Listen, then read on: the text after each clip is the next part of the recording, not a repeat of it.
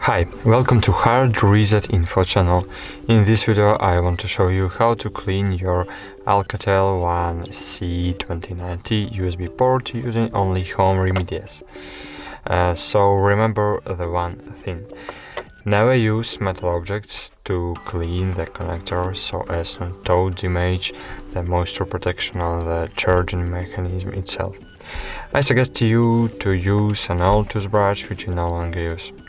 As you can see, there is a piece of paper in my charging port.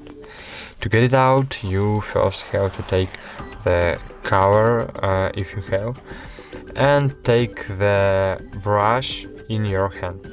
Then gently insert one part of the brush into the USB port and try to gently pry out the piece of paper.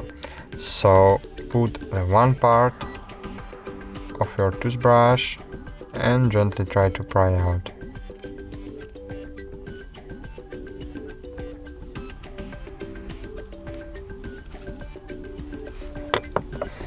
Okay, great.